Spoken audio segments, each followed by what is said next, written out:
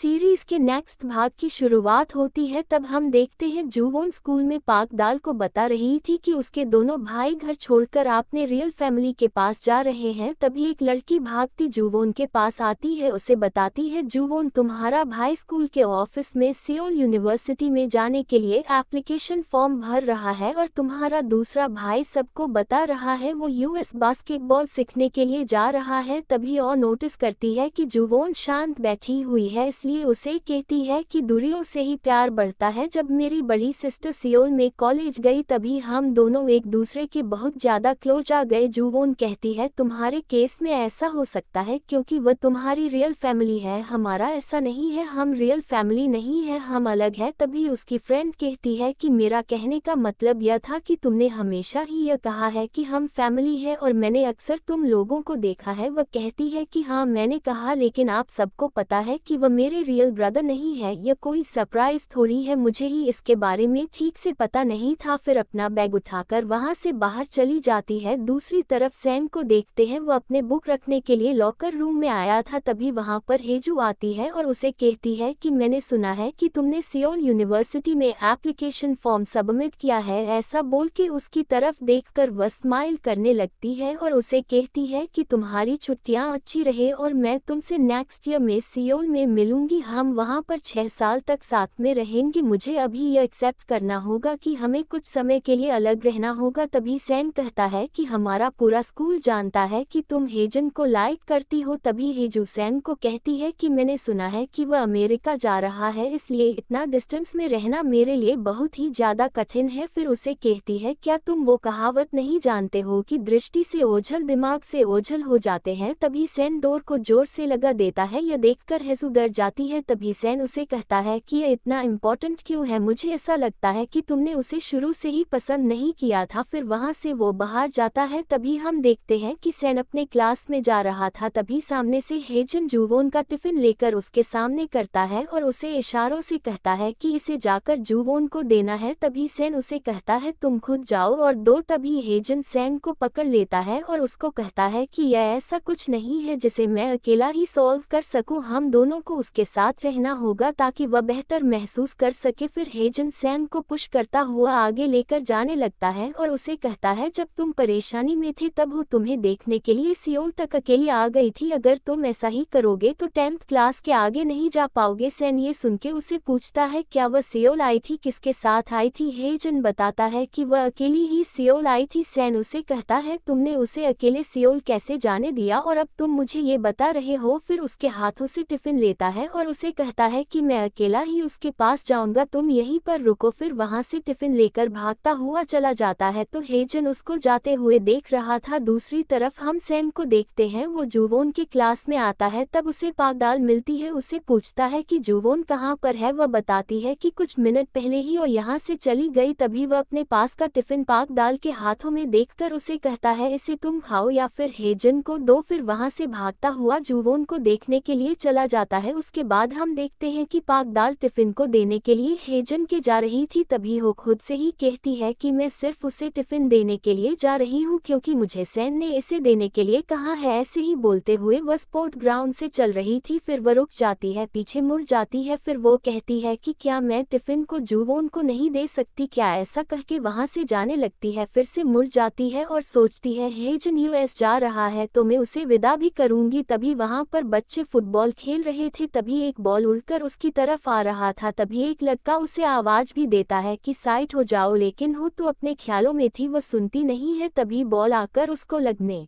वाला था। तभी बीच में हेजन आ जाता है, वो पाक दाल को पकड़कर उसे साइड कर लेता है। बॉल हेजन के पीठ पर लगकर साइड हो जाती है। जब पाक दाल अपनी आंखें खोलती है तो देखती है सामने हेजन है। कुछ पल के लिए उसकी तरफ देखती है और उसे कहती है तुम ठीक तो हो ना। वो उसे कहता है कि मैंने पहले तुम्हें पूछा तुम ठीक हो क्या। वो कहती है हाँ मैं ठीक हूँ। तभी हेजन लड़कों को कहता है कि जरा केयरफुली खेलना। वो लड़के उन्हें सॉरी करते हैं। तभी हेजन टिफिन की तरफ देखता है, उसे कहता है कि ये टिफिन हमारा है। तभी पाक दाल बताती है कि जुवोन बहुत ही जल्दी घर चली गई। हेजन कहता है, क्या घर जाने से पहले उसने खाना नहीं खाया क्या? फिर आपने टिफिन को उसके हाथों से लेता है। तभी वह टिफिन को दे नहीं रही थी, फिर से अपने पास लेती है और उसे कहती है कि मुझे लगता है आपको इसे तुरंत खाना चाहिए। उसके बाद हम देखते हैं कि वह दोनों भी एक कॉफी शॉप पर बैठे हुए थे। तभी वह कहती है कि मैंने सुना है कि तुम अमेरिका जा रहे हो। वो कहता है, बिल्कुल सही सुना है। वह पूछती है कि कब जा रहे हो? वो कहता है, बहुत ही जल्दी, यानी मैं कल जा रहा हूँ। टिफिन खाने लगता है। तभी वह कहता है कि सारी चीज़ इस तरह से चेंज हो गई, इसलिए तुम्हें अपने फीलिंग को एक्सेप्ट करना चाहिए। वह पूछती है, किस तरह की फीलिंग? उस पर हेजन कहता है, तुमने सैन को बताया क्या? तुम क्या फील करती हो? पाक दाल कहती है, जब मैं उसे बता दूं तो क्या होगा? हेजन कहता है, मुझे लगता है वह तुम्हें रिजेक्ट करेगा, लेकिन तुम्हें एटलीस्ट कोई पछतावा तो नहीं रहेगा। पाक दाल कहती है, क्या मैं अट्रैक्टिव नहीं हूँ? हेजन कहता है, ऐसा कुछ भी नहीं है, तुम बहुत ही स्मार्ट और काइंड हो और हमारे बीच में यह राज रह सकता है। मैं और सैन जानते हैं कि तुम बहुत अच्छी पसंद हो, लेकिन तुम तो उसकी छोटी सिस्टर की दोस्तों हो, जो आपको उसकी छोटी सिस्टर बनाता है। हेजन पाक दाल को टिफिन खाने के लिए देता है और उसे कहता है कि मुझे इसके लिए सच में सॉरी फील हो रहा है, लेकिन यह सब बीत जाएगा, बस इंतजार करो और देखो, कल तुम्हारे लाइफ में कोई अच्छा व्यक्ति आ सकता है, तब तुम यही कहोगी कि ये सैन कौन है। तब पाक दाल सैड होकर उसकी तरफ देखने लगती है। उसकी बातें सुनकर उसको बहुत ही बुरा फील हो रहा था। वह कुछ भी नहीं बोल रही थी, सब कुछ शांत रहकर सुन रही थी। उसके बाद हम देखते हैं कि पाक दाल हेजन को बस स्टॉप पर छोड़ने के लिए जाती है। तभी हेजन उसे कहता है, अपने माँ के साथ लड़ाई मत करो, हर बार उनकी बातें सुना करो, वह तुमसे बहुत प्यार करती है और खुद का ख्याल रखो। ऐसा बोलकर उसे बाय बोल के बस में बैठकर वहां से चला जाता है। तभी पाक दाल खुद से कहती है कि अगर तुम मेरी फीलिंग को समझ नहीं सकते हो तो मेरी तरह देखकर स्माइल करना बंद करो, पता नहीं मेरी फीलिंग को तुम कब समझोगे। ऐसा बोलकर और जोर जोर से रोने लगती है। दूसरी तरफ हम सैन को देखते हैं, वो जुवोन को ढूंढते हुए कॉफी शॉप के बाहर आ जाता है। देखता है जुवोन वहां पर बैठी है, वो अंदर चला जाता है, उसके सामने बैठता है, फिर उसके सामने जो पेस्ट्री थी उसको अपनी तरफ लेता है। तब जुवोन उसकी तरफ देखती है तो सैन उसकी पेस्ट्री खाने लगता है, फिर उसे कहता है, यह सच में अच्छी है, अब इसे खा लो। वह उसे कुछ भी नहीं कह रही थी, चुपचाप उसकी तरफ देख रही थी। फिर वह दूसरी पेस्ट्री लेता है, उसको भी खाता है। उसकी तरफ देखकर उसे कहता है कि क्या इनको खाने के बाद तुम्हें अच्छा महसूस होता है? वो कहती है, नहीं। वो कहता है, तुम बिल्कुल सही कह रही हो। जुवोन सैन से कोई भी बात नहीं कर रही थी, अपना सर नीचे करके बैठी थी। सैन को भी समझ में नहीं आ रहा था कि उसके साथ क्या बातें करे, वो भी शांत हो जाता है। फिर वह इधर उधर देखता है। तभी जुवोन उसे कहती है कि मुझे अपनी माँ की कोई मेमोरी नहीं है। तभी सैन उसकी तरफ शांत रहकर देखने लगता है। फिर जुवोन कहती है, मेरे पास सिर्फ मेरी माँ की फोटो है, मैंने उसको देखा, लेकिन मुझे उनके बारे में कुछ भी मेमोरी याद नहीं है। भले ही लोगों को मेरी माँ न होने का बुरा लगता था, तब मैं रियल में नहीं समझ पाती थी कि उन्हें ऐसा क्यों लगता था। मैंने कभी नहीं सोचा था कि माँ के न होने से मुझे कभी भी कुछ भी करने से रोका जाएगा। मुझे कभी माँ की कमी महसूस नहीं हुई है, क्योंकि अभी तक मेरे पापा ने मेरे लिए सब कुछ किया और वही मेरे लिए सब कुछ थे। हम दोनों का एक साथ रहना नेचुरल था। उसके बाद फिर आप लोग हमारे लाइफ में आए। पहले हम दोनों ही साथ में खाना खाते थे, लेकिन उसके बाद हम 5 लोग टेबल